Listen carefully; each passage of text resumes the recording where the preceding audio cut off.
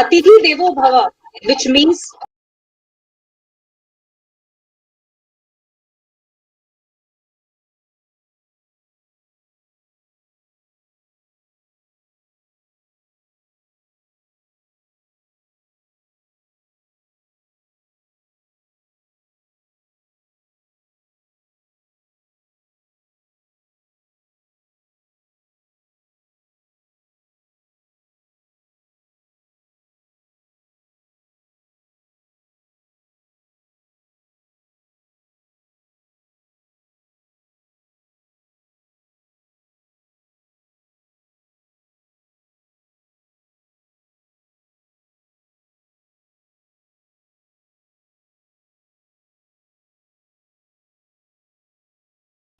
Jyoti Tiwari Madam, my colleague, moderator and host of today's webinar, Dr. Rekhakumari Singh, dear participants who are joining this Google Meet as well as joining through YouTube Live. Good morning to all of you.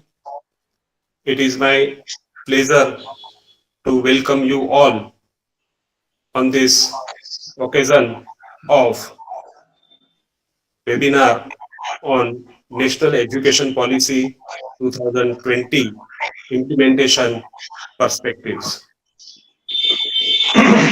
Outset, let me put on record the efforts put in by Dr. Rekhakumari for making this event happening. We at Sardar Patel University are happy that we received a fairly good response from the participants from all over the country. And then today we are here. Our webinar is aimed at understanding the implementation perspectives of the National Education Policy 2020. It was vision of our Honorable Prime Minister Shri Narendra Modi to bring a change in the education system. Accordingly, the National Education Policy 2020 is framed, focusing on the national values. And accordingly, according to Shri Modi Sahib, this new education policy will build a strong new India.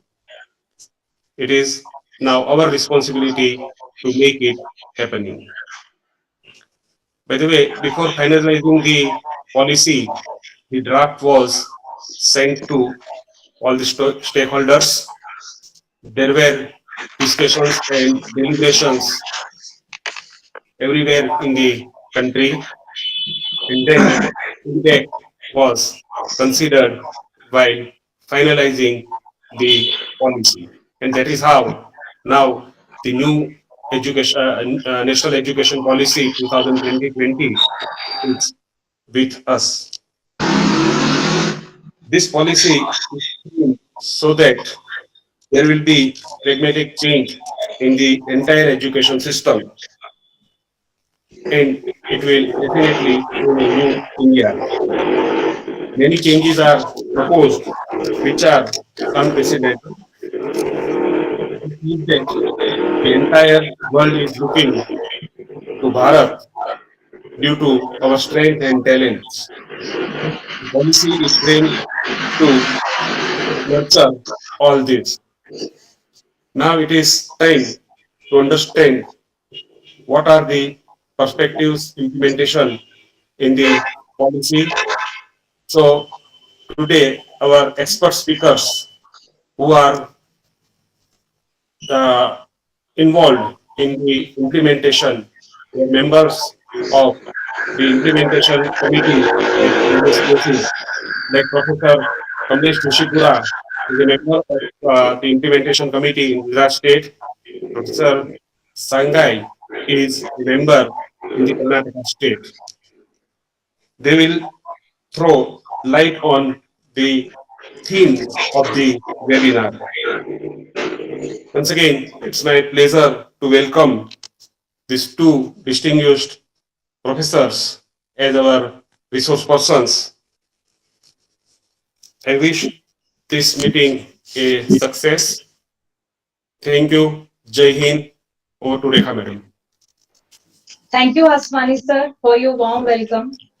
Now I take honor and privilege to introduce our dynamic and visionary leader, Honorable Professor Dr. Kulkarni sir, Vice-Chancellor Sardar Patel University. Although it is very difficult for me to give and introduce visionary leader, but we'll definitely try to make an attempt to justify. Sir has pursued his graduation and post-graduation from MS University. Sir has rendered his services in MS University as a great academician and always believed in imparting quality education. Sir has also played a key role in higher education policies of the government of Gujarat. He took charge as a vice chancellor in our university and proudly can express still continues for second term due to his determination and commitment towards the contribution in education system. Under his able leadership, number of development and new initiatives took place in Siddharth University, which cannot be expressed in very short span of time.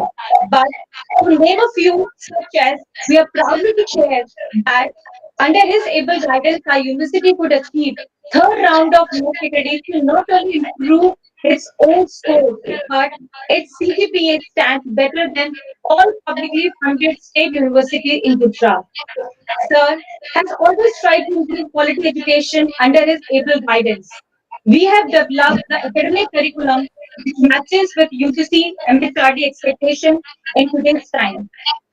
And apart from that, Sir has also guided us in getting the curriculum matched with the new education policy to prepare for future development as well. Sir has also taken initiative in the form of opening up many interdisciplinary courses, also extending scope for university in the form of admission and numbers of development. So these are the few initiatives which I share. But we look up to him as a proactive leader and administrator, an academician at par excellence, a mentor and a guide for fellow academicians. Importantly, an accessible, approachable, and humble personality. With this, I request our Honorable Professor Dr. Shirish sir to give an opening remarks and blessing before we begin with the expert session. Over to you, sir. Good morning to all of you. Good morning. It's an honor that I am being there in this webinar on new education policy in front of Professor Kamlesh Joshipura, who is a member of the task force committee. So I feel honored that yes, I am going to speak something on new education policy. And once again, Dr. Rekha Singh has said so many things about me. I must invite her for a tea at my office. I think that would be suffice and I can understand what am I. Anyway, let us talk on the new education policy, the dignitaries in the webinar and the participant friends. See, lot has been discussed on new education policy. So many things have been talked on the parts of new education policy. It is related to the school education and related to the higher education. We make two parts of it.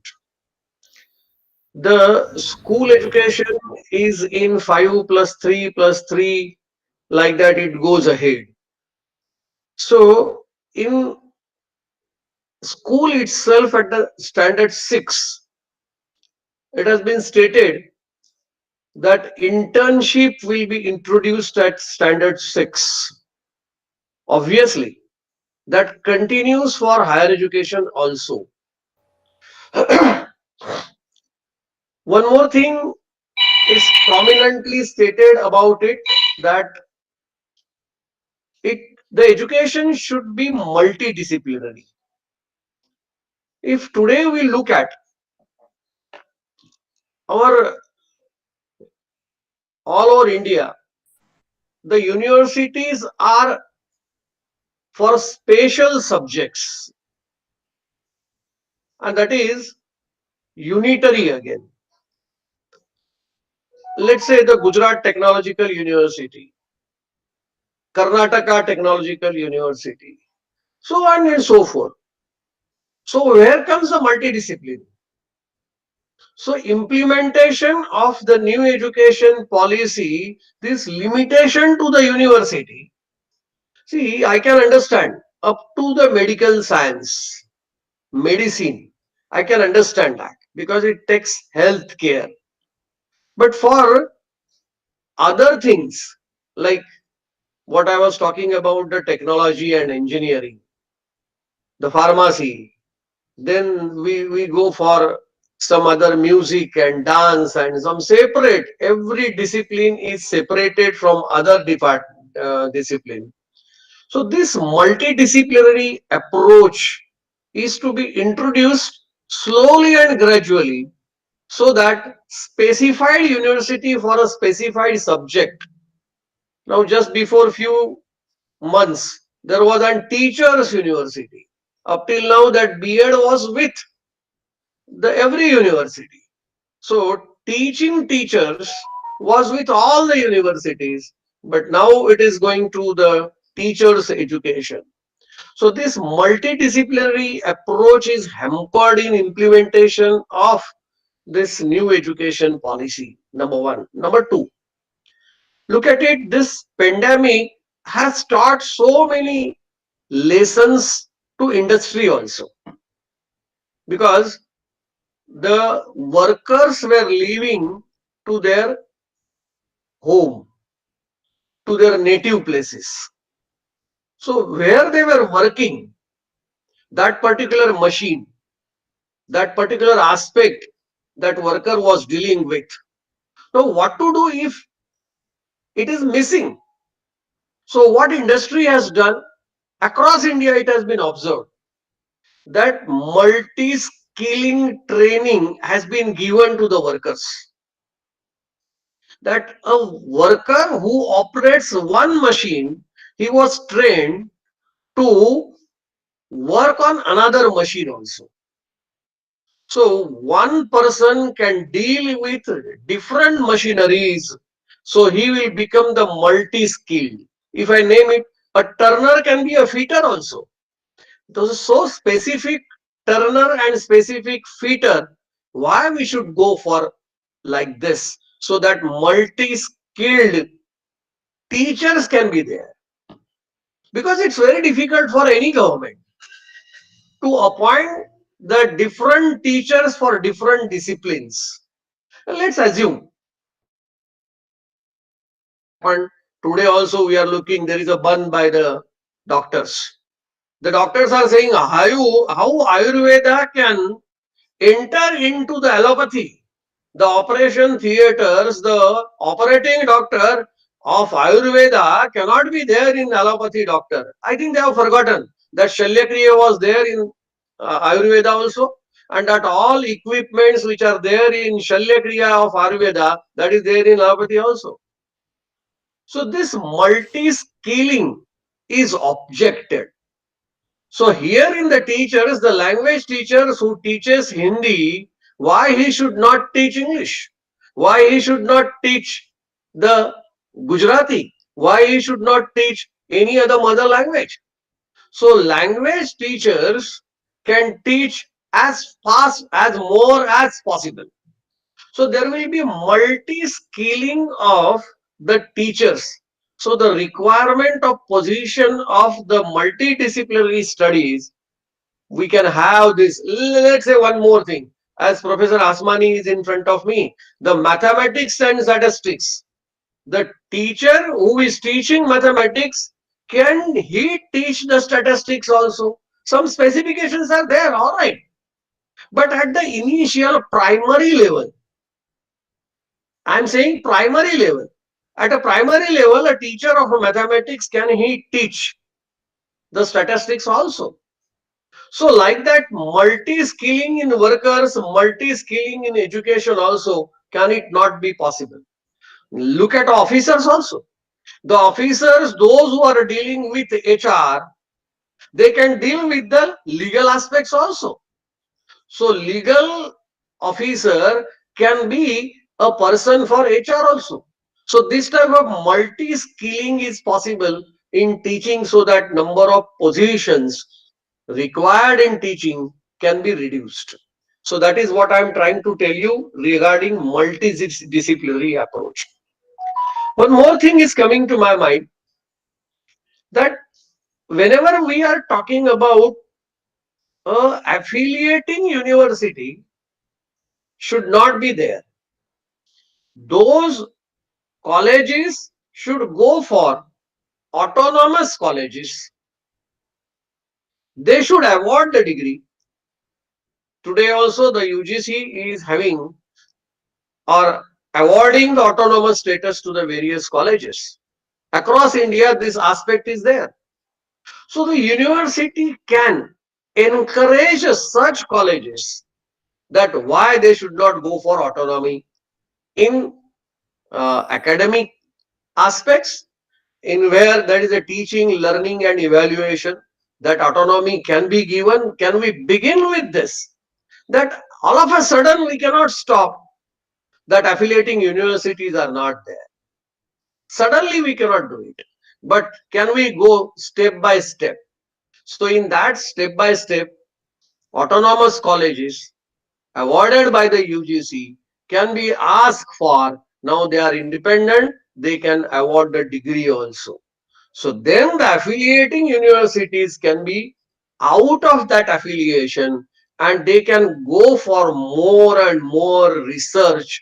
And then there is a specification, particularly what I was talking about, multiple skilling in a teaching, in officers, in a workers. Then why not? At elementary level, this is possible. And then whenever there is a university which is for the research, then they can go for some specifications. Like that, the implementation of new education policy can we make easier.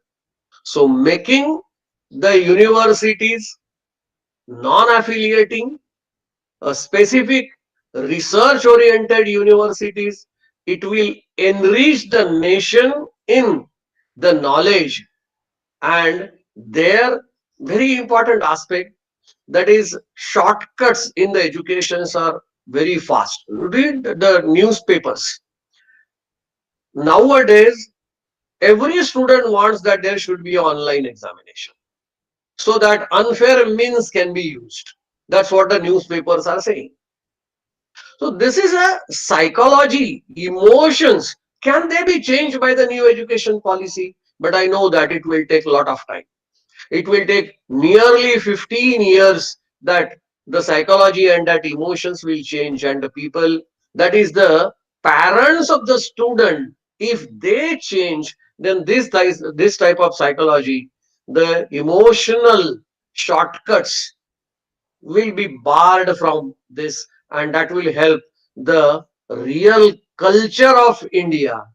When we know about that Nalanda Vishwavidyalaya, so that type of culture can be developed in India with the help of this new education policy. So many things can be said, but I'm eager to listen to the Kamlesh Bhai and other experts. Thank you.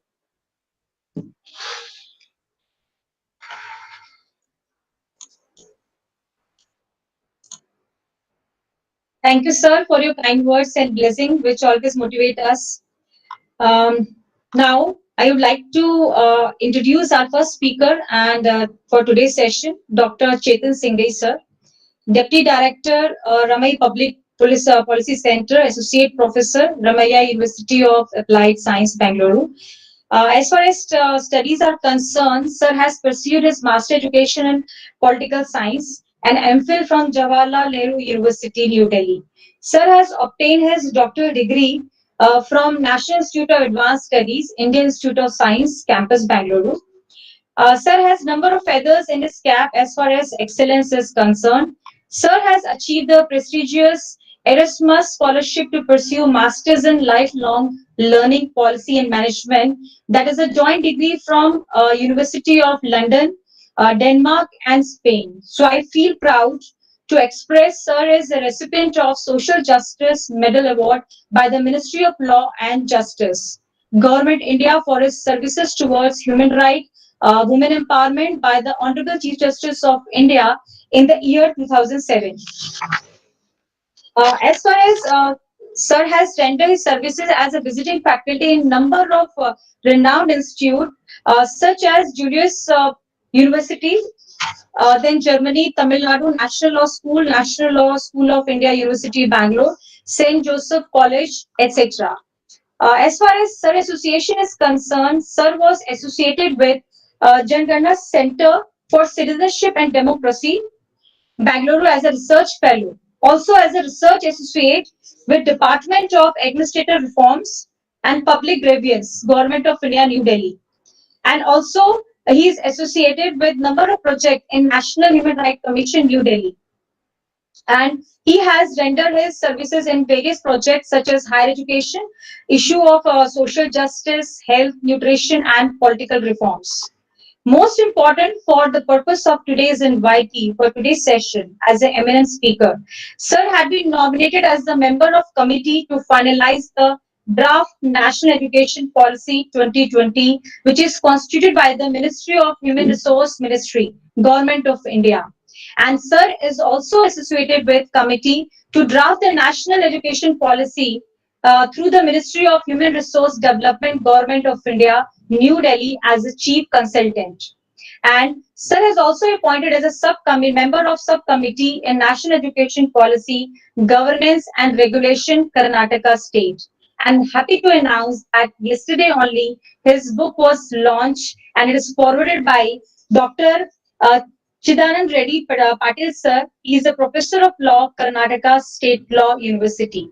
So, in nutshell, in his few years of his services, sir has achieved number of milestones, and I can proudly invite him as we have on board Dr. Chetan Singai sir. Sir, I request you to give an insight of national education policy with special reference to implementation perspectives. Over to you, Thank sir. you, Dr. Rekhakumari, madam. Can you hear me well? Yes, sir, you are very much audible, sir. Yes. Thank you so much for that long and deep introduction. What in nutshell I can say is I'm one of those few people passionate about translating the policy into action, the national education policy.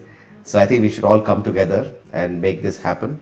And I think this webinar provides that kind of a forum and a perspective. So, with that positive note, I would be very happy to engage. So, you have my slides with you because of the technical problem. I'm unable to use it. Yes, sir. So, We are if you sharing, can sir. share Yes, it. sir. So, first of all, let me render my greetings to Professor Shirish Kulkarni, sir, the Vice-Chancellor of Sardar Patel University, Professor Dr. Kamlesh Joshipura, sir, who is also the co-speaker, eminent speaker in this session. Professor Hasmani, sir, the coordinator of IQAC, Dr. Jyoti Tiwari, Madam Registrar of the University, and of course, the person whom you all are seeing through various modes, taking all the difficulties and also making them easy, Dr. Rekhakumari, Madam, for all this initiative. So, here my agenda is to three parts. One is to inform those who are listening for the first time, in case if you are, the policy making process. That is very important. Then second part is to lay out from that process what were the challenges which were identified by the national education policy in higher education. And for that, the third part is what were the recommendations and now the implementation part. So I will be doing these three parts. So the one which you see on the slide on your screen here is the policy making process. It's very important because if you have to own the policy, as we as teachers, students and administrators at higher education institutions and also respective state governments, you should appreciate the process. That's very important, the policy formulation process. So I don't want to stress too much on it, but I would like to flag only three quick points out of many points. The one point I want to say is that the NEP 2020 is not just a policy for today, it is for policy for the future also, right? For the, because if you see the document, they say that the policy says by 2040 what we need to achieve, by 2042 what must be in place. So there are many timelines which have been laid out, but also what is not visible to us when we read it simply as text is it is a policy coming after 34 years, right? So because the last one, the technical policy that we call was 1986, with an interim document in 1992, which was called the Program of Action, which was an extension of the 86 policy. So what happens now is the policy, the current one, has to not only look at what is the requirement today and future, but also look at what has happened in the past. So it is a policy in retrospect and a policy for prospect. Number one, to do the retrospect analysis, there are two ways of doing it. Simply go to the experienced people and ask them, what was your experience in the last 34 years, right? Or call experts and ask them, what has been the challenges or opportunities that we have witnessed in higher education. The third is very important, which I appreciate in this document, in the process that I was part of from 2017 August onwards, was the emphasis on evidence. So, what has been the various committees which have been formed since independence to now, how they have emphasized and what they have emphasized and what they have not emphasized. That's also very important. And why we need to emphasize now, or what is not been emphasized, or what to re-emphasize again, right? So reiterate the points. So that analysis, if you see that the first part of the slide at the top, 28 policy reports are a very important source of document. So from independence to 2017, we had three national policies. I would say three or two and a half rather. 1968 policy, the Kotari Commission document, 86 policy, and then the other half which came in 1982. But there were many reports like Dr. Radhakrishna Commission report, Rajendra Gadkar Commission report, then reports like the National Knowledge Commission report, then the Yashpal Committee report. These are very important documents because they capture the essence of the need of that particular time, right? So that has to be reviewed. So the committee actually looked into all these components in order to appreciate what they have flagged and then to reflect on what is required in the current context. The second important point I would like to highlight is that the one which is in the highlighted version, right? Because this is an education policy.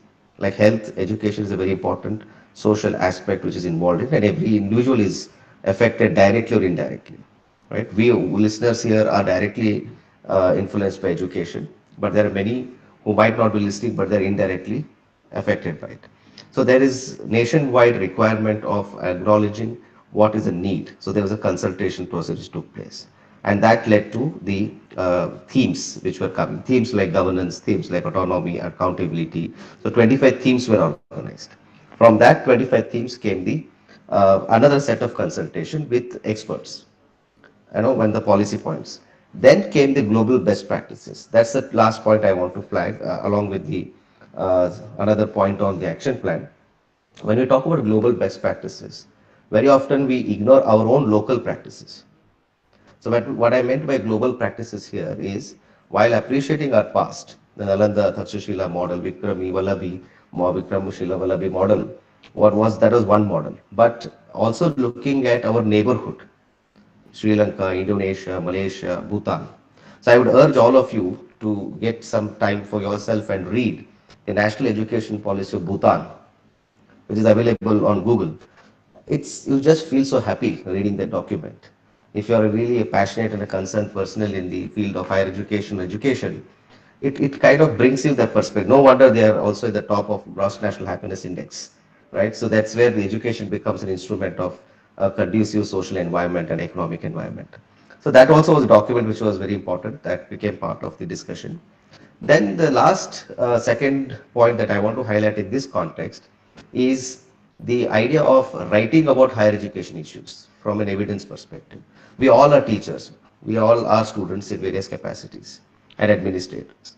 But very less empirical work on higher education issues in India, on Indian problems. It is the West who are coming and writing about our issues.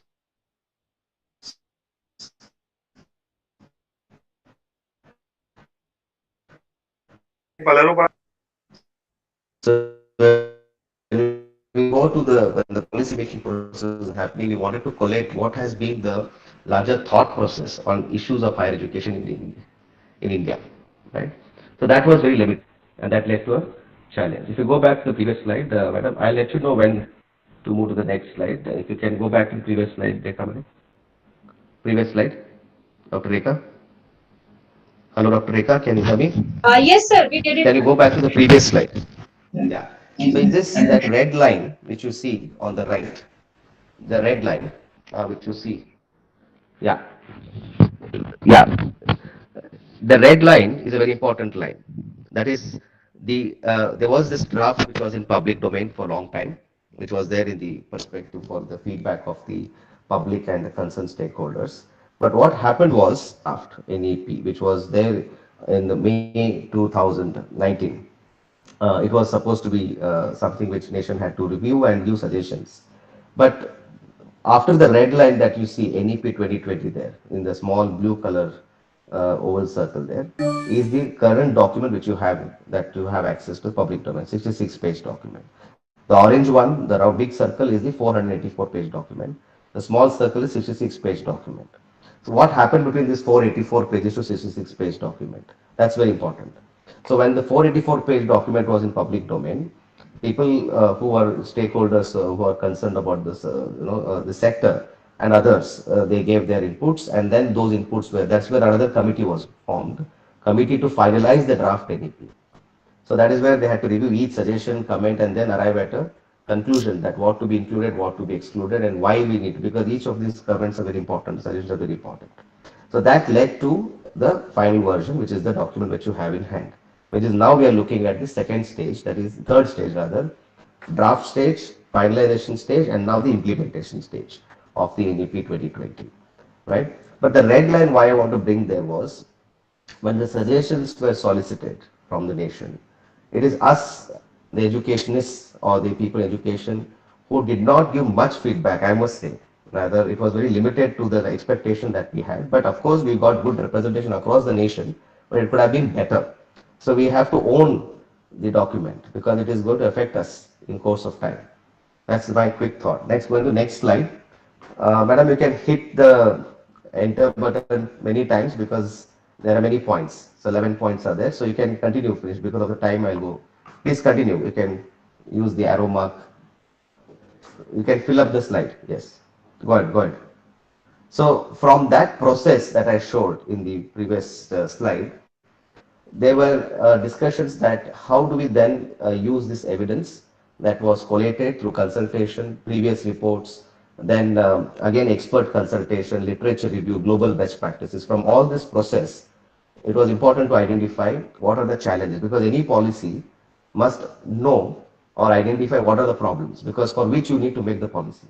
So in essence, in higher education, there were these 11 problems that were highlighted, which needs immediate response and policy intervention. And I'm sure most of you would echo that these are also the problems. And definitely, if it is the 12th problem, we'll be happy to discuss it. But these were the 11 important problems or core problems.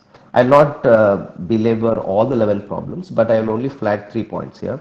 One is the point on second point, less emphasis on the development of cognition skills and learning outcomes whichever type of the university, whether it's affiliated university, IIMs, IITs, there is no barrier as such that we should not do it.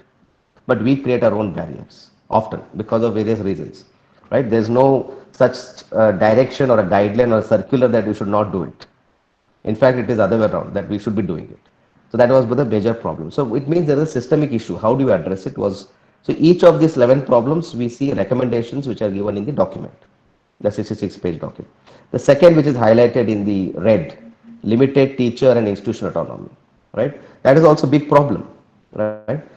From a systemic perspective, maybe at the institutional level, there may be not much as we see, but at least systems are such that is creating that barrier in terms of autonomy for institutions and teachers for innovation and creativity and all those things.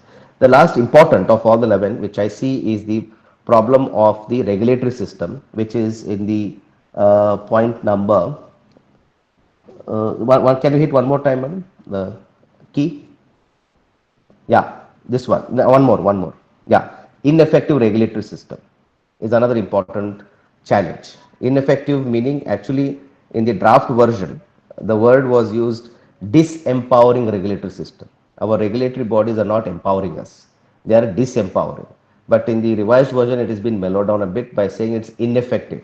In the sense, it becomes a barrier because very often we see regulatory bodies as becoming our checkpoint, and it's good, but keeping the last person in mind, but not the few who are doing good. So that kind of generalization is a problem, but at the same time, it has to be revisited. So that was another important challenge. So these were the 11 challenges which were identified by the committee, the drafting committee, as critical challenges in order to recommend certain policy interventions. And these are the challenges which are seen in retrospect as well as for prospect. So if we overcome these challenges, they could be a very empowering, very creative, and at the same time learner-centric higher education system, which leads better employability and so on and so forth. That was the larger aspiration. So we go to the next slide, madam. Now with this, let me move on to the implementation roadmap. So as I mentioned, the first slide gave you the overview of how the process, the formulation process took place. From that process, what were the challenges identified, especially in higher education. Now let me get into the implementation roadmap. So in the implementation roadmap, we need to be clear in dividing them into 4 aspects. What would be the role of the national or the central government? That is one. What would be the role of the state government, because education is in the concurrent list of the constitution. So the state and the central government have to go hand in hand in terms of implementation. Then what is the role and scope of institutions, higher education institutions like the university and colleges, for example, and the individual us in our different avatars, students, teachers, administrators, and so on. So all four are equally important in implementation. We should not just wait for the top-down approach, but it's bottom-up approach. So let's think about how to do it. Going to the next slide. So for example, I'll go to the national government or the central government approach. So there are many initiatives which have been formed in order to engage with implementation process. For implementation, effective implementation, what is important is having appropriate information and correct knowledge about the policy. That's very important because one is creating awareness and also seeking input from various stakeholders. So after the 66-page document on July 29, 2020, when it was approved by the cabinet, the Ministry of Education, now it is renamed as Ministry of Education, as the policy also recommended to rename from MHRD to MOE, and that has been officially renamed. So it is now called Ministry of Education, which was called before 1986. Now again the name has reiterated and the new name of the ministry is there. So Ministry of Education has had, I'm sure some of you who are listening might have already shared your suggestion. So they had culled out important points of the 66-page document or the recent approved policy document in order to solicit feedback. So this is one way of creating awareness of the document, at the same time soliciting inputs from various quarters of the country, and then using this as an implementation framework also. So that was the third level of consultation which was conducted. Going to the next slide. Further, there were also this momentum which was building. As you have again witnessed this in various social media platform, news and other print media and so on and so forth. The agenda of the Shiksha Parv, which was supposed to be engaging in creating awareness as well as trying to inform various, this is from the central government, trying to inform the stakeholders to take the ownership of the policy. So this was another agenda. So one hand we see there was a strategic and structured way in the previous slide to engage in awareness and seeking implementation plan roadmap from the stakeholders, making it bottom up. On the other hand, we are seeing again the government trying to create that awareness so that individuals take the ownership. Next slide, madam.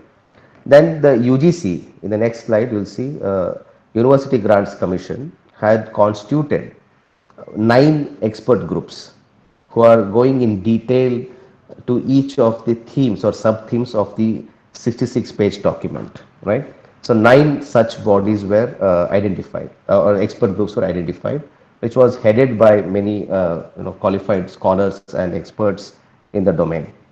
First, what was on the theme of multidisciplinary holistic education. So here I'm assuming, since we are talking about implementation, you might have had some inputs or idea about what the policy recommendations there in the document. If not, maybe you can search by this keyword in the document and you might understand to further kind of interact with it, that particular point. So under multidisciplinary and holistic education, there is an expert group which is formed, and they would submit an implementation plan, detailed implementation plan, including all the aspects related to this theme, right?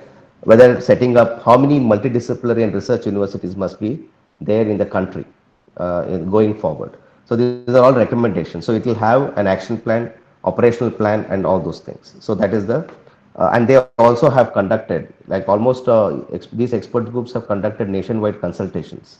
Again, in addition to that, a Minister of Education providing that portal, there is also further consultations which were conducted, right, in order to solicit. The other expert group was with regard to motivated and energized capable faculty, another theme, which you see in the yellow color on your left hand side on the screen bottom.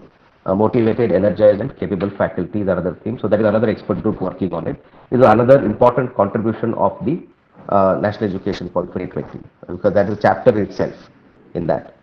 Third one on the right hand side top, the blue one, equity inclusion in higher education, which is a perennial problem in higher education sector for many years since independence, and it continues to be a major problem. So how do we address it, what are the implementation strategies for it, is another committee looking at it. Then the right side bottom of the screen, the green one, technology use and integration. Now with the COVID, because the policy came before COVID, right? It was drafted before COVID, and scenario was different. But today, even during the COVID, we are seeing the need for technology use and integration.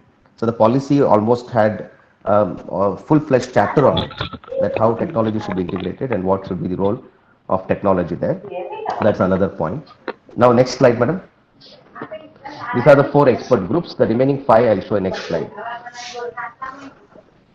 Yeah, I think we need to mute. Yeah, thank you, madam. Now, the fifth such expert group. So, if you see, there is a pattern. Each of these expert groups' themes are related to the chapters and major themes of the education policy, the 66-page document. So, global outreach of higher education, another theme, which kind of captures innovation, international relations. Then research innovation rankings, the expert group which I was associated with, the Research National Research Foundation, internship, startups, and so on and so forth. Whether NIRF is an important metric, if yes, how do we engage with it, and how would world ranking become important to the country, and all those things aligned to the NEP 2020. Then integrated higher education system, that is how do we integrate skill, employability, vocational education, professional education, teacher education, which are now isolated. How do we integrate them? That's another expert group. And integrated, that is a repetition. So governance and regulation, the pink one that is on the right side on your screen, right side bottom, you can see that. Higher Education Commission of India, graded accreditation issues, graded autonomy issues, affiliation issues, how to curb commercialization. So what I'm trying to say essentially, if you move to the next slide, these 9 expert groups, next slide, madam. These 9 expert groups are going now in detail about various aspects related to the NEP 2020 with giving a clear roadmap, also soliciting feedback across various higher education institutions and concerned stakeholders across the nation, and trying to provide an operational plan with timelines. That's very important. Now you need to achieve something, right? We cannot keep aspiring things. There should be a timeline, and which will make in turn all 4 of us, that is the central government, state government, institutions, and individual, accountable with that timeline. And it is not just one entity who is supposed to be taking responsibility. It's a collective effort of all the 4. So that is what the idea is. Now at the state government, what has been doing, what has been done also, because it is a concurrent list of the constitution, so we need to also acknowledge the role of state government in implementation of NEP.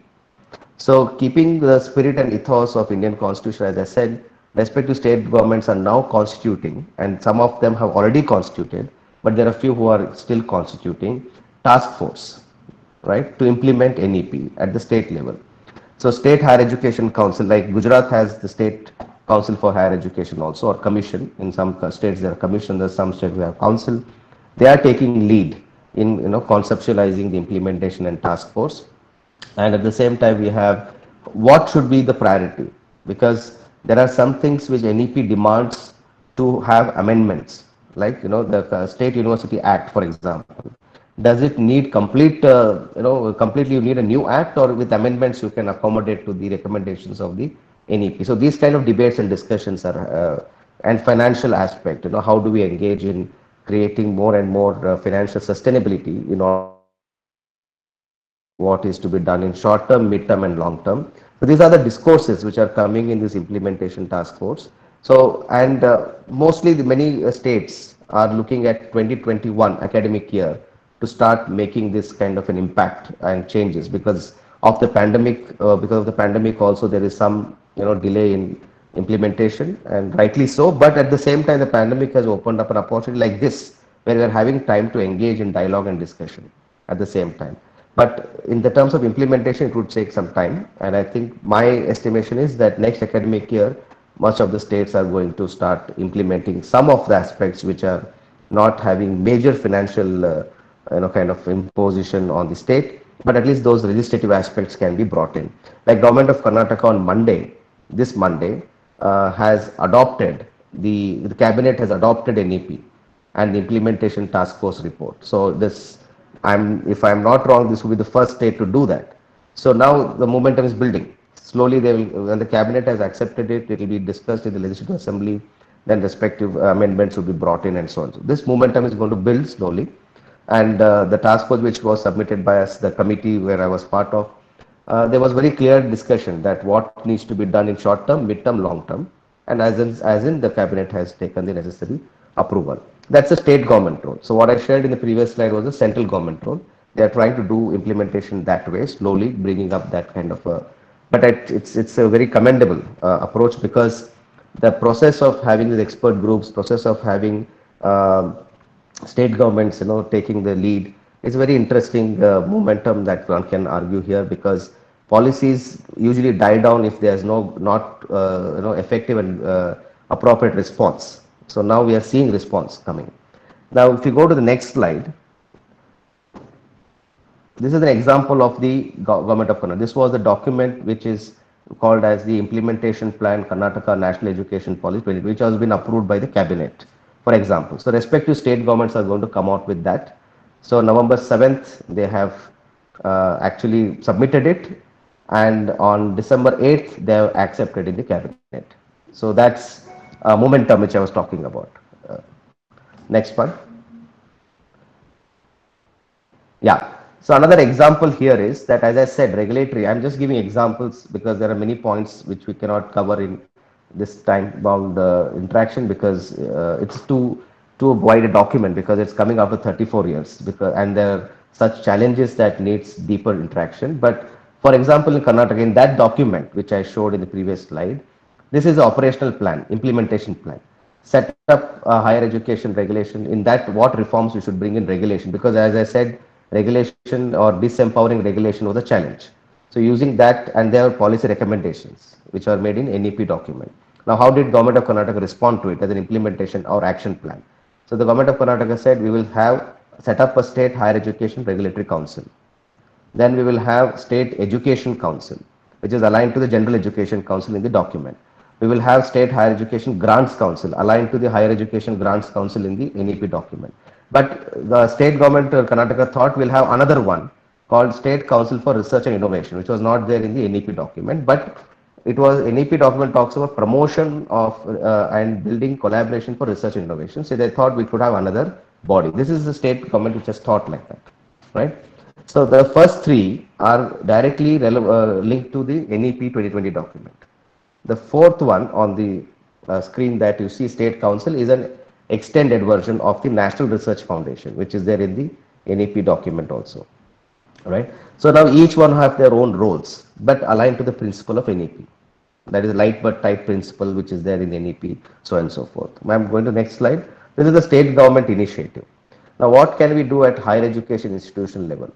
It's very important. That is where we come directly, because we should we wait for the directions of the central and state government is one thing.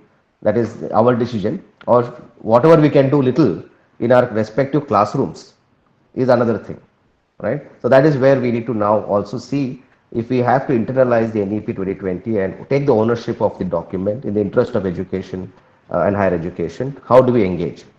For example, governance. There are going to be changes in the institutions by having independent board of governors. So the whole idea of syndicate, senate, executive council, governing bodies are going to be at least amended or reformed, as NEP talks about, making it more and more autonomous and independent, lesser role of bodies which are outside the institutions, but at the same time not also like the sponsoring trust in the private university will have limited role going forward, so that the experts come independently and they are able to harness the best out of higher education institutions. Then each institution must develop their institutional development plan very clearly. See, the SSR report, AQR report and all are outcome metrics, what you have done. But how are you going to do what you want to do, and what is that you aspire for short term, that is 2 year, next 2 years, mid term maybe 3 to 4 years, and long term maybe 8 to 10 years. You should have a vision. So that vision document is part of the IDP's institutional development plan, and that will lay out very clearly, including your faculty recruitment, faculty development, student personality development, all those things which leads to quality education must be very clearly laid out there. Now, we don't need the government's direction for this. NEP says this is a good model to adopt. Higher education institutions can start doing it from right today itself, because We don't need a circular from the government that we should be doing that. It is in the interest of the institutions and the various stakeholders of the institution. If the institution is very clear, apart from the vision, mission, and objective statement, how are you going to translate that vision, mission, objective statement into action? What is your 3-year plan, 5-year plan, 10-year plan? If you have it, do it, and that would be good, blueprint for the institution, right? And that is what we don't need to wait for any amendments or circular. For example, this is institutional responsibility.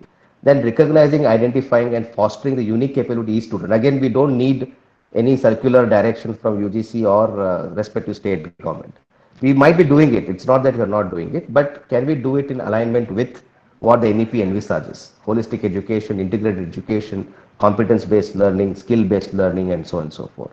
Flexibility to the learners. Again, there are limitations for affiliating institutions, there I understand, but within that, can the continuous assessment be adopted to that model, right? Within the limited space that we have.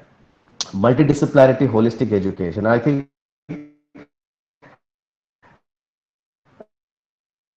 one often misunderstands. It is not just about having social science college, and then science college and law college coming together. That is at a meta level. But each faculty members who are listening here, right? You come from different disciplines. How will you collaborate with each other? Again, you don't need any circular for it. You don't need any amendments or law specifically for that, right? We should not be waiting. We can do it from our own passion to engage in that, because that should percolate into classroom. You do research, you do write papers in multidisciplinary and collaborative way, but bringing that knowledge, the new knowledge that is generated out of it, how do you link it to this particular component of multidisciplinarity, which NEP talks about? Of course, there will be certain reforms which comes from the government, state and central government, in order to establish, like as I said, multidisciplinary education research university, MIRUs, which are going to be established. But that's one level. The other level is institutional level. So how do we break our silos that we have created for various reasons? Sometimes it is as simple as our egos. One discipline is better than other, especially the whole debate between arts and science and all those things and commerce. So we can break those silos. That's our institutional responsibility. Next slide, madam. So I will conclude with another 2 slides maximum, because I need to seek your inputs and questions. What we do now as individuals in our own respective roles and capacities, what can we do and what we should do for implementation? Now the policy is there. Now it has been adopted by the government at the central level. Some states are adopting, as I said. That happens parallelly. But what we should be doing as individuals? One is, as teachers and researchers, teachers and faculty should become the heart of the learning process. They should not be isolating themselves, distancing themselves, because this is NEP's vision. NEP 2020 says teachers should be the heart of the learning process. Now, to do that, one, yes, there are challenges, no doubt. I am not denying the challenges and barriers that exist for various reasons, whether it could be appointment, whether it could be remuneration, whether it could be simply the whole passion that is not there because you're forced into it sometime. There are also those challenges. But at the same time, the opposite is also there, where people don't worry about these challenges, but they passionately engage with it. So how they can now start internalizing and engaging with it. Then extensive use of technology. We are doing that already, thanks to the pandemic in that way. The optimistic side of it, we are now evolving into that and trying to engage with all limitations, of course. There are digital divide issues and all those things which are critical. We are engaging in that. Then applied research. Now, we don't do research for research sake. We need to translate that research into solving problems. And that is where again it comes as an act of us as individual researchers, because NEP envisages application of your research to solving a problem. And that is again creates innovation and creativity across disciplines. We should not be of the opinion social sciences does not belong to applied research. It is very much applied. It could be very much applied and resolve certain issues. Then emphasis on conceptual understanding, creativity, critical thinking. Again, we have to do it. It will not come from the government to us. They can only advise, please do this, and maybe say we can have FDPs and all those things, research refresher course and all those things. But end of the day, it is we who have to implement it and percolate to our selves into the classroom. That is the last unit we can think of where we can engage in implementing the aspiration of the NEP.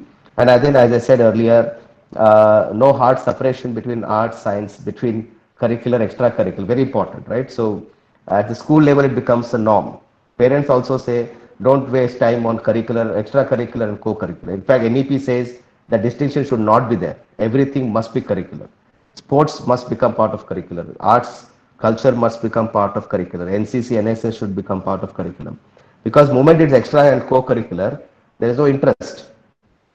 Students might be interested, but there's a lot of pressure that why do you want to waste time in that? So in other words, those activities must be converted into credits so that they can become part of their transcript and qualification and so on. So next slide, madam. So what I wanted to communicate with this experience of the implementation, ongoing implementation is, I request you to please kindly, I mean, go to previous slide if you don't mind. I request you to kindly look at this implementation activity as a four-part activity or a four-dimensional activity. That it is central, state, one thing, which is ongoing and it will continue to be there, but institution, individual are very, very critical. And I think that is where my last statement to all of you who are listening and to myself, which I want to echo every time whenever I say about it, is the institution individual should not be dependent on what comes outside to both of us, that is individual institution, as much as possible that we can internalize. For that, we need to read the document very, very carefully, internalize it, take the ownership and implement it. I think most of these policy points which are recommended are often which are our day-to-day activities. It is not very high-end recommendations. They are day-to-day activities that we need to evolve. And I think it is of the institution, for the institution, and of the student and for the student kind of a policy. So I think we need to work around this and see how we can make it a reality and implement it while the other two entities are responding to it. With this, I'll stop because I'm sure there'll be some questions and thoughts. Thank you.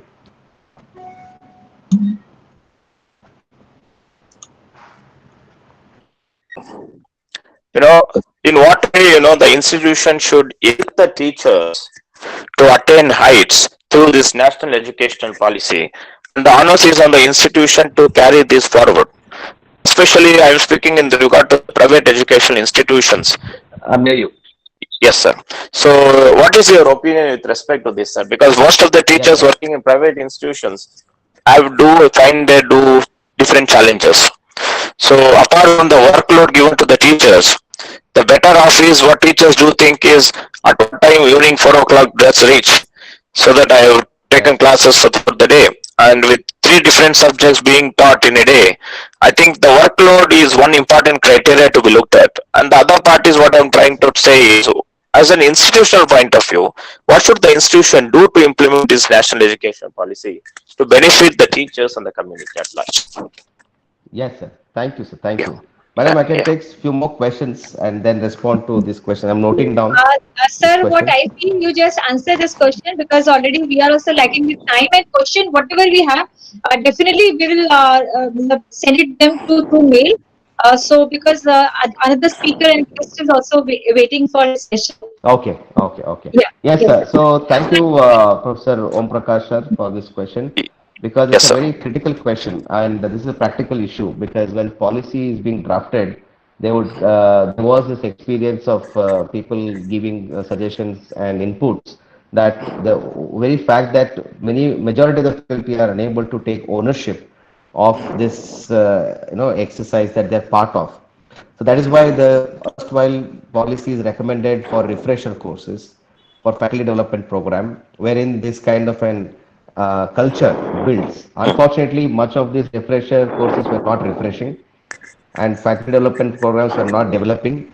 And unfortunately, because they were very, very top down, right? Okay. So they were just giving information but not creating that culture of thought that you rightly shared as a concern. But hopefully, with this new setup coming in and hopefully with this new environment building in, there is a scope for that to happen. So at a institution level. But coming to this last point that you mentioned, that yes, there is always this question that we are dependent on input based education system but not output based. I think the institutions must start looking at outcomes and are question outcomes in terms of we have given inputs are lots. There are many inputs already there: infrastructure, environment, ecosystem, passion, compassion, everything is there. But what is the outcome? So outcome based mechanisms would help in resolving the concern that you are sharing, especially in the private sector, and that they are now the biggest. If you see the growth in the last 10 years, the number of private higher education institutions have almost come equal to number of public state universities in the country in the last 10 years because they have only picked up. So I think shifting from input based to outcome based is something which becomes very critical, and that could resolve some of the problems you shared. Yes, sir. Sir, only one small Okay, sir. clarification. Yeah. So right now, if you have seen that, I have heard in newspapers, in the electronic media and the print media, saying that Javadkar wanted that in 2021 PhD is mandatory to teach in colleges for teachers. But I really disagree with this because PhD is not it's just an qualification to improve your career as well as to get promoted. At the same time, what is more important in my opinion is there are many teachers who have not taken PhD, but they are very good teachers and they can inspire the students of the class. But whereas I have seen teachers who are really, I am not against people who are the doctorate holders. I in fact respect each one of them and all my learned people.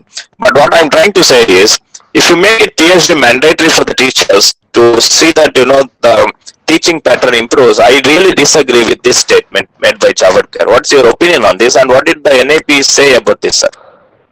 So NEP talks about making PhD as not as mandatory, not in terms of teaching or learning, but making PhD effective by having 4-year undergraduate program, and then they are able to qualify to pursue their PhD and catching them young and active when they are able to pursue their PhD, and dissolving MPhil program is what NEP clearly states that. But coming back to this PhD compulsory, so there are two aspects here. So I agree that PhD itself does not make a good teacher, but I also want to say by clearing UGC set and net also doesn't make a good teacher, which was a mandate or which was the norm which is there in practice today, right? To become assistant professor, you need to have UGC set, SET or NET. That is also norm. But larger question here is that see, by 2021, by having PhD degree, it is considered to be an entry point for having a knowledge about the domain so that you can translate that into teaching. But I agree that it should not be made mandatory. In fact, it should be preferential. In the sense, it will be preferred if you have a PhD degree along with other qualifications. But what is the metric? So everybody cannot be a teacher. So there should be some metric to engage with or eligibility as we had NET and SET and earlier MPhil before 2009. So that way I think that it is a starting point, but I think you should read the circular very carefully. There's 2 points which they say. For direct recruitment of assistant professor in university, that is requirement. Direct recruitment. Okay, number one. Number two, if you have a PhD from a top 500 global ranking university, you will not really need any other requirements of UGC net and set. So it was in larger tension of world ranking positions and global ranking position that it was made mandatory, but not in terms of creating any sort of social inequity or this kind of individuals who are passionate about teaching. It doesn't measure any of that. So I think there is a decision yet to be made very clearly. It's more of a statement which is there right now, but we'll wait and see how they will revise it as an amendment. But Dr. Balram committee which was submitted to UGC, they have also said so that it should not be the case so. Right? That Thank is you, what sir. I Thank see, you. sir. Thank Right, you. my statement. Thank Yes, you, sir. sir. Yeah. Now, moving Thank you. further with the next expert talk, I feel honored to introduce our second speaker and guest for today's session. Word may fall short to introduce him, Professor Dr. Kamlesh P. Joshipura, sir. Sir has started his higher education journey in the field of law, and sir area of specialization is in different areas such as political science, public administration, university administration, and various legal areas as well. Sir is a true example of distinguished academician and administrator. Apart from his qualification, sir is always contributing services to an active member of professional bodies of law. And Okay, Rekhaji, okay. sir, Fine. please, have you just share me few So, words? no. I do agree with you. but Yes. we are running shortage of time. Two highlights, sir. Only two highlights. That sir is a true example in among the most prominent leaders of higher education in Gujarat region. And I need to highlight and like to share proudly that sir held the chair of Vice-Chancellor of two state university of Gujarat for 3 terms. I think it don't need any more explanation and introduction more than this. So thank you so much, sir. And again, we welcome you on this board. And session over to you, sir. Thank you, Rekha ji. Thank you very much, Rekhakumari ji. Yes, sir. Uh, uh, Vice Chancellor and my senior colleague, a true leader in the field of higher education, Professor Shirish Kulkarni sir, my dear colleague, and of course, renowned educationist, Sri Chetan Singai ji, Registrar Jyoti Kumari ji, Hasmani sir, senior colleague and friends. At the outset, first of all, let me express my gratitude to Honorable Vice Chancellor Sri Shirish Kulkarni sir for giving me the opportunity to share some random thoughts on the theory of implementation of the National Education Policy. As rightly mentioned by my colleague Mr. that the name National Education Policy itself is very much self-explanatory, as we don't call it as the new education policy, as NEP is based on the large-scale consultative process across the country, and of course, wisely I can say,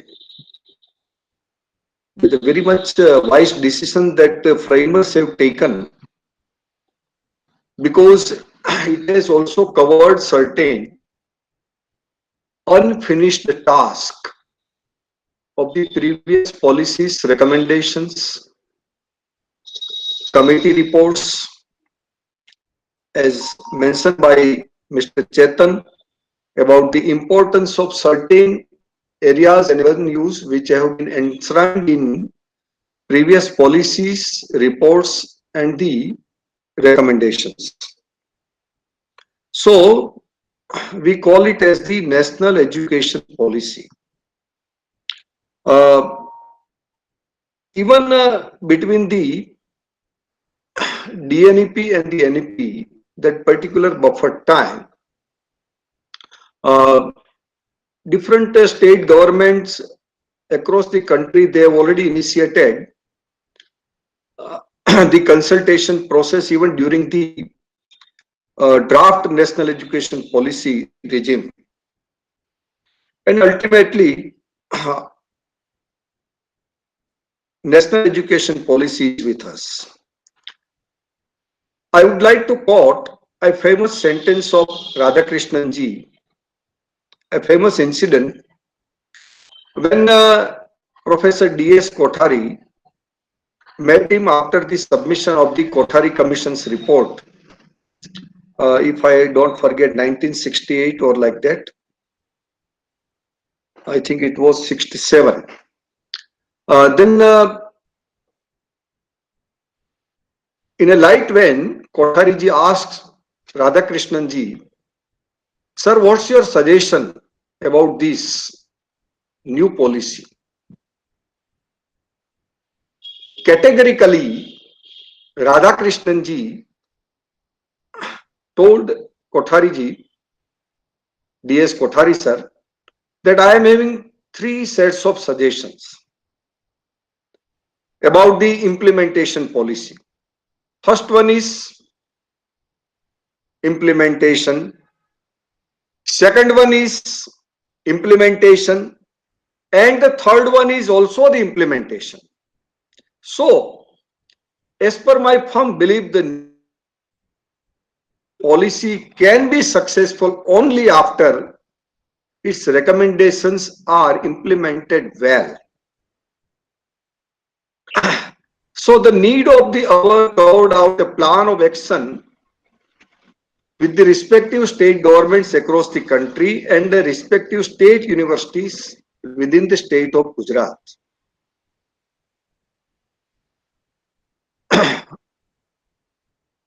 I can say that within a week of its approval on 29 July, University Grants Commission and Ministry of Education jointly organized a series of webinars and meetings, and they have been addressed by the Honorable Prime Minister Sri Narendra Modi ji and Honorable President Sri Ramnath Kovind ji also. So, commitment during this time demonstrates that after the 11th five-year plan, education has occupied center stage in the development agenda once again. As rightly mentioned that our country has brought out the national education policy after a gap of almost 34 years. And if we, let me start about the implementation part without entering into the classical theory of national education policy. Initially, I can say that the first set of recommendations would essentially require the creation of enabling conditions for revamping the entire system of higher education. But at the same time, if we read between the lines, I fully subscribe the views expressed by my colleague Mr. Chetan about the implementation. Some of them, I can say some of them, of course, might require little more than mere legislation. I think at university level, we are having the scope to implement it. Of course, rightly mentioned that from next academic year that can be done. And I can say that some of them, of course, might require a little more than mere legislation. At least we can implement certain areas and avenues of national education policy. In his PowerPoint presentation, my colleague has rightly observed about the certain domains of the strategies. I have classified while reading the national education policy and prior to that draft national education policy. As per my humble belief, what we can say the domains of the strategies. First one, as rightly mentioned by my senior colleague, Vice-Chancellor Professor Shirish Kulkarni sir, it is about the multidisciplinary and holistic education. That's number one, domain number one. There are the domains of the strategy number one. Second one is national education policy and research. Third one is digital transformation in higher education. Fourth one is equity and inclusion. Next is internationalization and global rankings. Next is about the base of the policy. That's it is based on the classical Indian knowledge system. And at the top, I think Higher Education Commission of India, under which 4 verticals are to be introduced. So these are the domains of the strategies. Hurriedly, I would like to read specific task I think that we do have with us. Moving towards the higher education institution consisting of large multidisciplinary universities and colleges with at least one in or near every district. So that will be the roadmap, a kind of mapping that is going to take place. That's number one. Second thing, moving towards more multidisciplinary undergraduate education. Third one is about moving towards faculty and institutional autonomy. Next is revamping curriculum, pedagogy, assessment and student support for enhanced students' experiences. Reaffirming the integrity of faculty and institutional leadership. One of my teacher colleague was just referring about certain aspect about the autonomy or like that related aspects. So in national education policy, it has been categorically mentioned reaffirming the integrity of faculty and institutional leadership positions through merit appointments and career progression based on teaching, research and services. Establishment of a national research foundation to fund outstanding peer-reviewed research and to actually seed research in universities and colleges. One very good things that state universities across the Gujarat that I would like to share with even my colleague, very much innovative practice.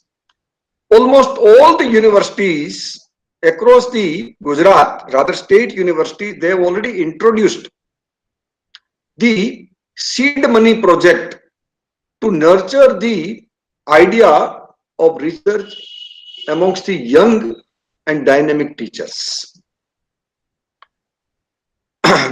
Governance is a major issue. Another very important area, it is about the governance.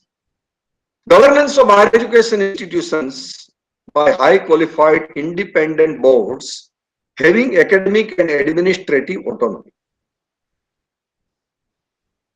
Next,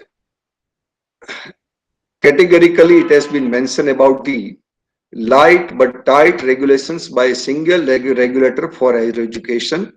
What we have already mentioned about the Higher Education Commission of India, and increased access, equity and inclusion through a range of measures, including greater opportunities for outstanding rather public education scholarship by private philanthropists also. A model public institutions then on one hand, and at the same time, right now we cannot ignore the private this era. But it has been mentioned that it should be the idea with philanthropic mission. So the policy private players, but with a philanthropic idea and philanthropic mission. Online education and open distance learning, blended system of online education and ODL. Of course, one thing that slightly deviating from this particular aspect, I would like to share, and I am also seeking the guidance from my counterpart from the Karnataka. As almost all the state universities across the state, they are offering the external program. Now, all the academic leaders, including our Kulkarni Saab, last year we have discussed a lot about how we can external program into the mode of ODL under the Director of Distance Learning. So that process is also on. One more thing that I would like to highlight about the Gujarat state, that Gujarat has already initiated to implement the national education policy. Since August, rather the policy was announced in July, Subsequently, the government of Gujarat proactively under the able leadership of our Chief Minister and Education Minister, we have initiated the entire process of implementation. We have already formed the task force in different region, and of course, as per my humble opinion, I think I have categorized certain suggestions. Dear friends, I am just sharing my views on my own personal capacity, not as the member of task force, but in personal capacity. It was thought upon my side to suggest something, to share something with our senior colleagues from Sardar Patel University.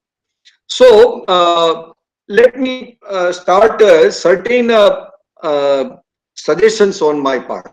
This has nothing to do with the official capacity of as a member of the task force, but I am just sharing in my as far as the multidisciplinary and holistic education is concerned. Uh, rather, my colleague Kulkarni sir has told us about the multi-skilled teachers. There is also another one concept, but it applies to almost labor side, but it's a kind of skill upgradation. We cannot use that particular word. We cannot use, but at the same time, multi-skill. Really, I welcome this particular idea, and it is very much essential to introduce the multi-skilling of the particular teacher. My first suggestion, a wide range of papers may be offered by the universities and colleges for different courses from where students can accrue 70 to 80% credits in core subjects and 20 to 30 credits from other departments or schools in each semester through offline-online mode. Promoting the multidisciplinary education, rather, I think this is the first and the foremost step. Of course, Gujarat has already introduced choice-based credit system. Gujarat was the first one to introduce the choice-based credit system in 2010. But humbly, I believe that there is a lot of scope for a kind of reforms in the choice-based credit system. But as far as this revamping is concerned, I think internal overhauling of higher education institutions, creating administrative feasibility and academic ambience is the need of the hour. So this is the first suggestion. Second suggestion about the rather based on my own thought process, it is about the equal weightage should be given to all papers while assigning credits.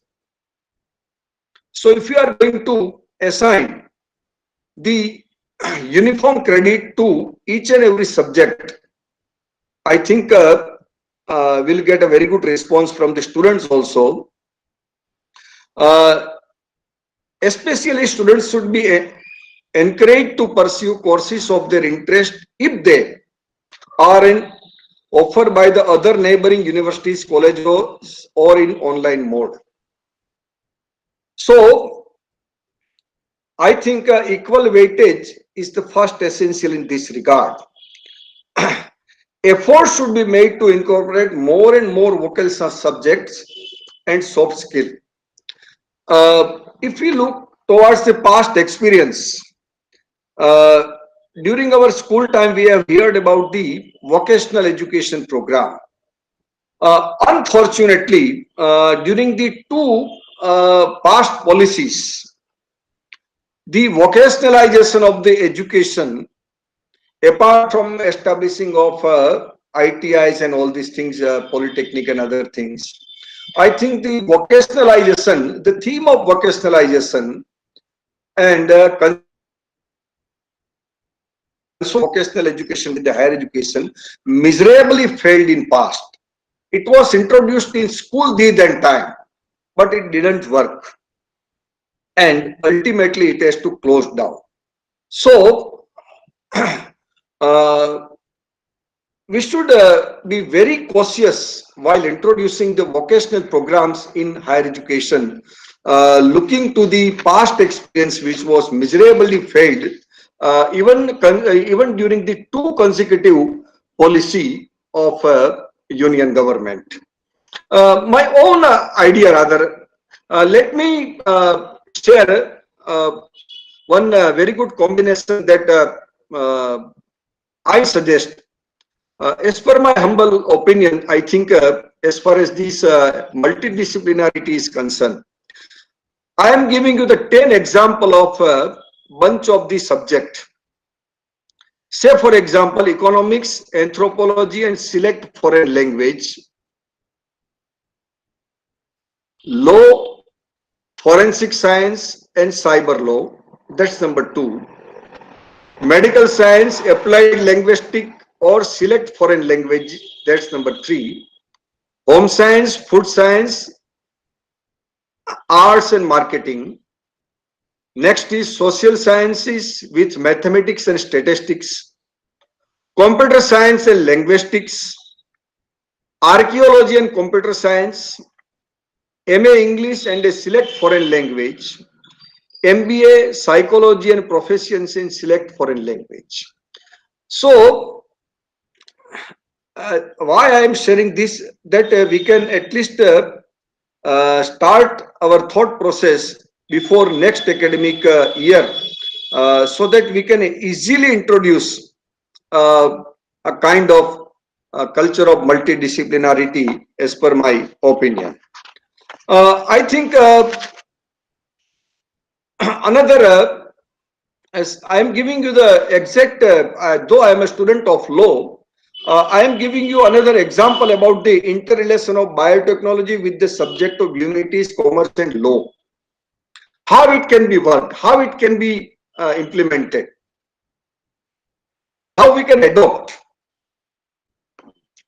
I was just reading the classical theory about the anthropology and biotechnology, though I am a student of law, but I have categorized certain areas and avenues in this regard. So first one is biological anthropology. Second one, it may be a clinical psychology, biological psychology, biomolecular archaeology. Next one may be socio-economic impact of biotechnology, bioethics, politics and the life sciences, bio-business opportunities and challenges, and intellectual property rights, rather subject within the faculty of law, intellectual property rights and forensic applications. So I think this is another combination that I would like to suggest. For example, only I am just giving you the example in this regard, how we can enter into the culture as per my humble opinion. I think Sardar Patel University is having a very good atmosphere about the research, very glorious history that Sardar Patel University is having about the research culture.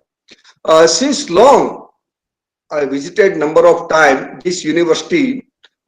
Since decades, this particular university has created a common facility hub in the area of science and technology. This was the first university. Sardar Patel University was the first university to introduce such kind of facilities for our faculties and the researchers.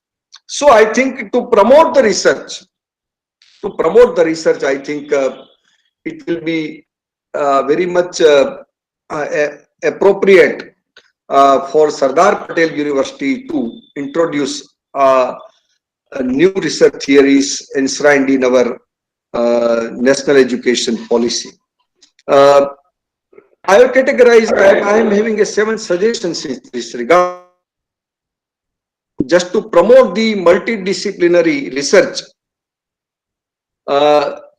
Establishment of the department or the inter-university center on multidisciplinary research. my first suggestion. Second,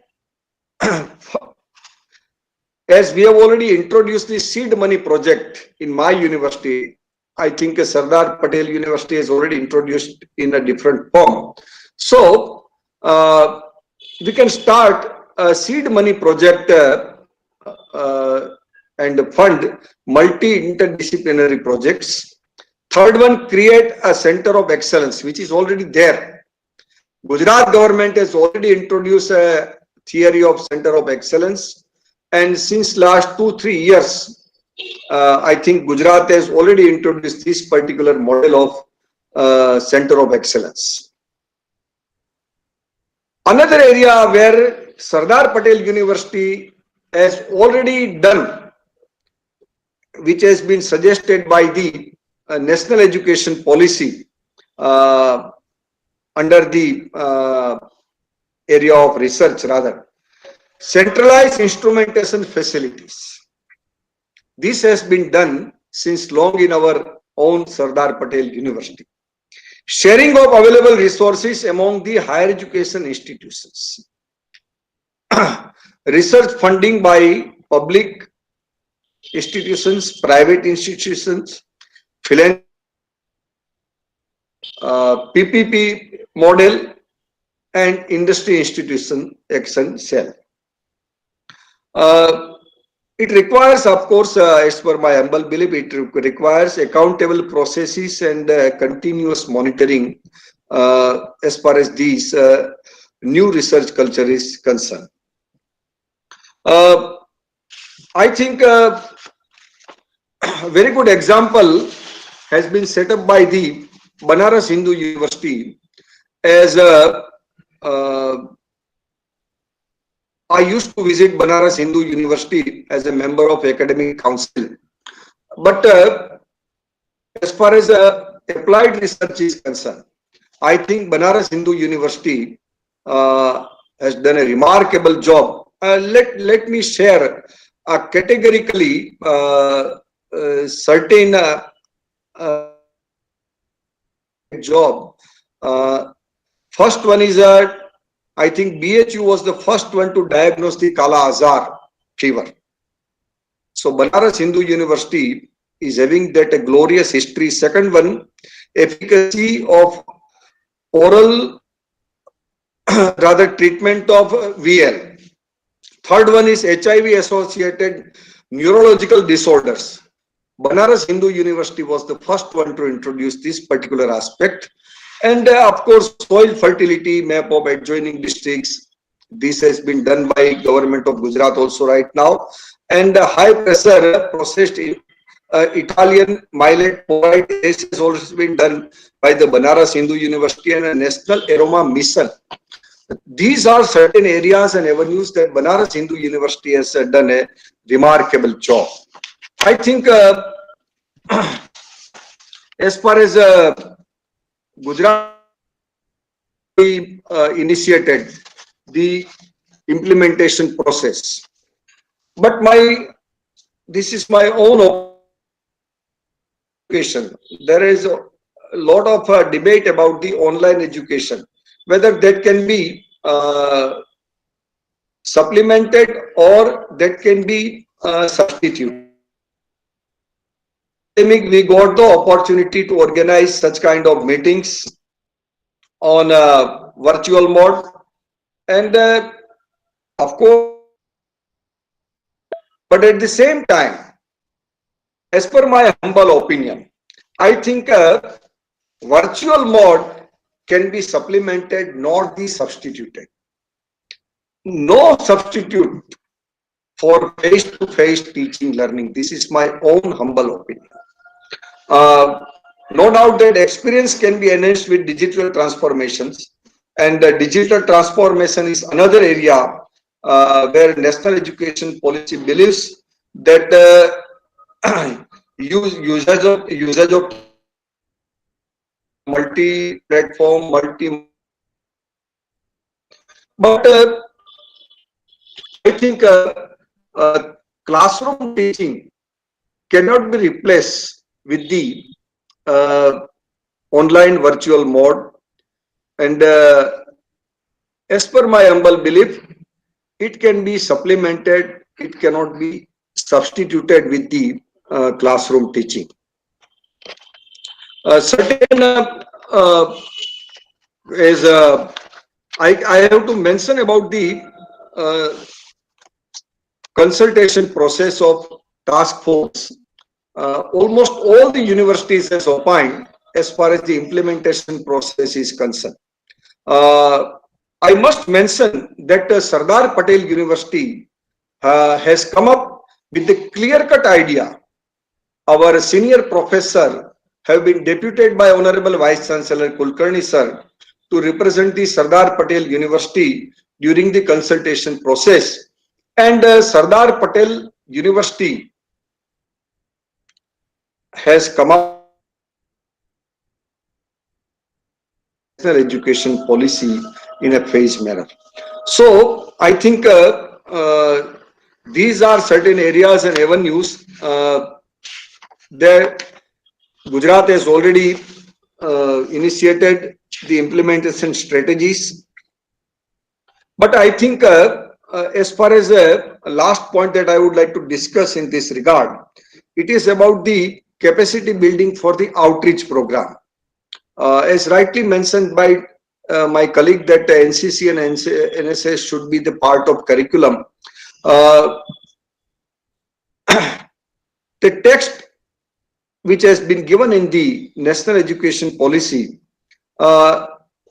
categorically they have mentioned that promotion of holistic and multidisciplinary education to develop capacity of human beings, intellectual, aesthetic, social, physical, emotional and moral.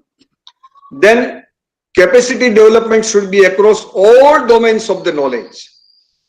Either it may be arts, humanities, languages, science, social sciences, and professional and technical and vocational. Another area, development of soft skill, communication, discussion and debate and specialization in each field. And innovation in their domain knowledge.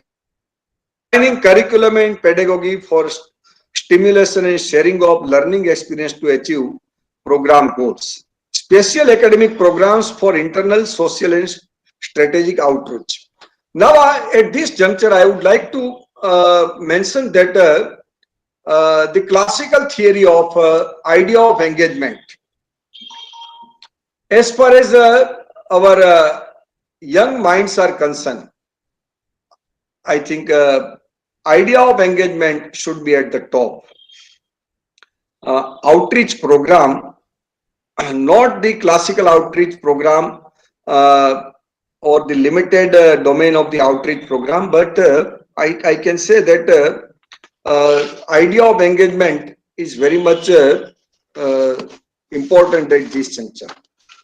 Lastly, I think my colleague has already thrown some light about the implementation strategy.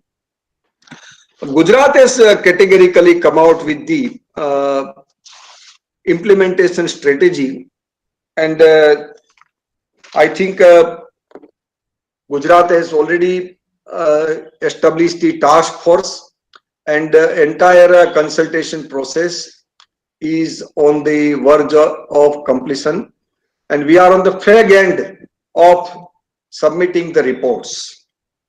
But at the same time, let me share one aspect about the affiliating system and domain specific universities, which was mentioned by my senior colleague Professor Kulkarni sir. Gujarat has introduced the domain specific universities like Indian Institute of Teacher Education or any other universities. We may consider is the domain specific or the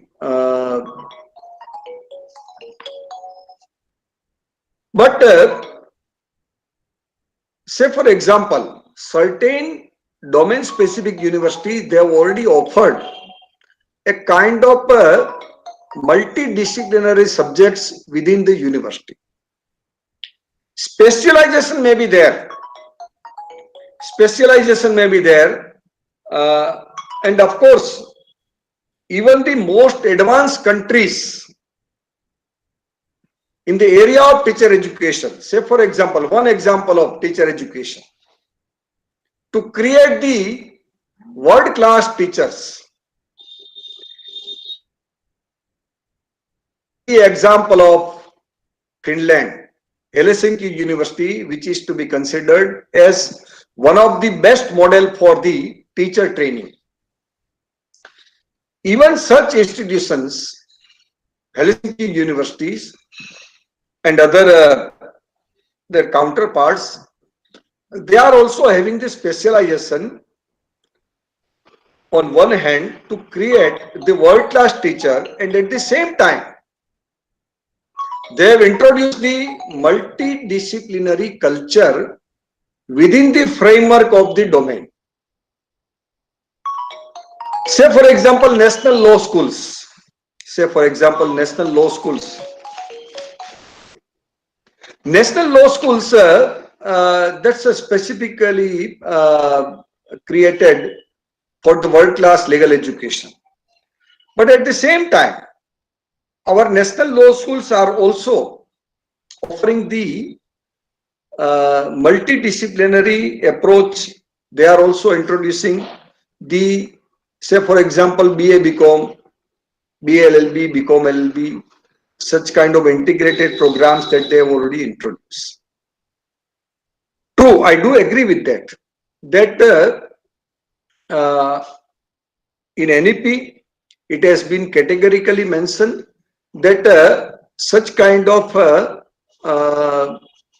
universities who doesn't offer the who doesn't have the multidisciplinary culture may be phased out within the time of 10 years. That's one aspect about the domain specific university. Second thing, it is about the affiliating system. Only 3 countries across the world,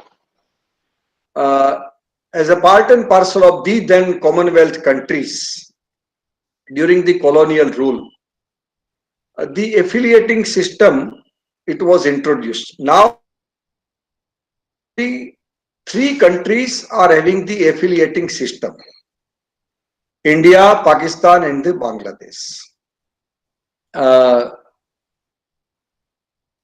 As rightly mentioned that now we are going to introduce the Meru. Now we are going to introduce research universities. Now we are going to introduce all the 3 categories of the universities in a phased manner. I think Gujarat has already started in this direction. Gujarat is going to implement the entire national education policy in toto, and Gujarat has already initiated the implementation process. So I think we expect some commitments as a part and parcel. Being a teacher, I think I will have to show the commitment. As a teacher, it's my firm determination that as a teacher, I am in a position to contribute. Ultimately, the success of the policy depends upon the involvement of the stakeholders. So, we as a teacher shown a very proactive role during any particular drive that have taken place in past, say for example NEC accreditation or anything. We are committed to that, and of course we are determined to implement the national education policy within the stipulated time period. Thank you very much. Namaskar. Thank you so much, sir. As you have enlightened us on implementation perspective with special reference to Gujarat. And yes, you rightly said that it is responsibility lies on teaching faculties that they should contribute, they should understand the objective of education.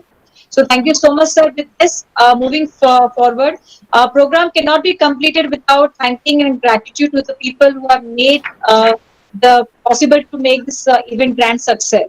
So now I'd like to invite Dr. Jyoti Tiwari ma'am, HR Registrar, Sardar Patel University. Ma'am is the first female registrar to render her administrative services. So ma'am, over to you to give vote of thanks. Thank you, Madam. On behalf of Sardar Patel University, IQAC, I take the privilege of proposing vote of thanks on this unprecedented rainy day. It was indeed an informative webinar on National Education Policy 2020 and implementation perspective. We express our sincere thanks to Dr. Chetan Singai, Deputy Director, Ramaiah Public Policy Center, Ramaiah University of Applied Sciences, Bengaluru, for accepting our invitation to deliver the expert talk. Sir, your talk will help us to understand how to translate the policy into action. Thank you very much, sir, for meticulously explaining various aspects of NEP. We are honored by the gracious presence of Professor P. Joshipura, an eminent educationist and member of Task Force NEP. We acknowledge our sincere gratitude to Professor Joshipura, sir, for delivering an excellent talk. We are thankful to our Honorable Vice-Chancellor, Sir Professor Shirish Kulkarni, who has always supported us and motivated us for such educational activities. We appreciate the efforts of Dr. Rekhakumari Singh in organizing this webinar. We are thankful to all the participants of the webinar. Thank you. Thank you very much. Thank you so much, ma'am. Now, with the ending of this webinar, I would like to end with the 4 lines of poem written by Robert Frost. The woods are lovely, dark and deep. The woods are lovely, dark and deep, but I have promises to keep and miles to go before I sleep and miles to go before I sleep. With this, thank you everyone. Thank you so much. So now, Thank you so much. thank you Thank so much. you. Thank you so much. Thank you so much. With this, now I request all the guests to leave the session and thereafter our participant can leave. Thank you so much. Madam, please share the questions. I'll be happy to respond. Thank you. Yes, yes, definitely. Sir. Thank you so much, sir. Thank